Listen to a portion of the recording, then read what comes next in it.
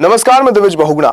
उत्तराखंड में बेरोजगारी एक बड़ा मुद्दा है जिसको लेकर आए दिन उत्तराखंड के युवा अपनी आवाज उठाते रहे हैं। फिर वो चाहे पेपर लीक के मामले, भर्ती धांधलियां हो या फिर सरकारी विभागों में खाली पड़े पद। प्रदेश के अलग अलग सरकारी विभागों में 26% से अधिक पद खाली हैं, जिन पर नियुक्ति के लिए 9 लाख से ज्यादा बेरोजगार भर्तियों का इंतजार कर रहे हैं।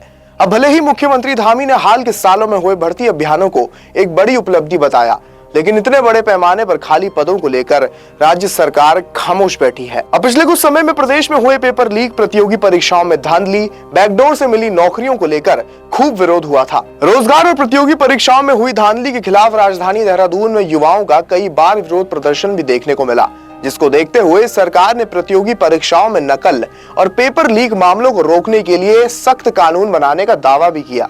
बड़े पैमाने पर लंबित भर्ती प्रक्रिया शुरू की गई और लोकसभा चुनाव से पहले खुद मुख्यमंत्री धामी ने प्रतियोगी परीक्षाओं में चयनित अभ्यर्थियों को नियुक्ति पत्र भी बांटे और ये दावा भी किया था कि पिछले 2 सालों के दौरान 6000 से अधिक युवाओं को नियुक्ति पत्र सौंपे गए हैं।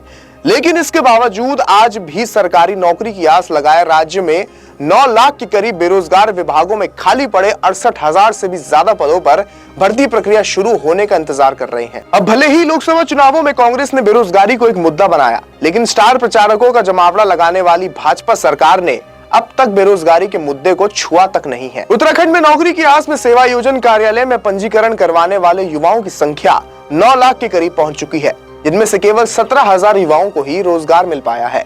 जरा सोच के देखिए, 9 लाख में से केवल 17,000 युवाओं को ही नौकरी पर रखा गया। अब प्रदेश का युवा अगर सड़कों पर ना उतरे तो क्या करे? अब अगर बात करें सरकारी विभागों में खाली पड़े पदों की, तो फिलहाल 68,586 पद खाली पड़े हुए हैं, जिनमें से सबसे ज्यादा खाली पद शिक्षा विभाग में है। प्रदेश के प्राथमिक स्कूलों में शिक्षकों के करीब 11,000 से अधिक पद खाली हैं और माध्यमिक शिक्षा में 8,000 से ज्यादा पद खाली हैं।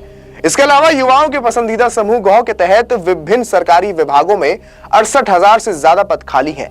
हालांकि विभागों में सरकार समूह गौ के खाली पदों पर आउटसोर्स के जरिए कर्मियों को नियुक्त कर रही है, लेकिन इन पदों पर स्थायी नियुक्ति के लिए प्रदेश के लाखों युवा इन प्रतियोगी परीक्षाओं की तैयारी में अपनी दिन रात गंवा देते हैं। और ऐसे में प्रदेश सरकार का उत्तराखंड में बढ़ रही बेरोजगारी पर चुप रहना युवाओं को और भी बेचैन कर रहा है। प्रदेश में भाजपा का चुनावी अभियान पूरी तरह से धार्मिक मुद्दों पर केंद्रित है।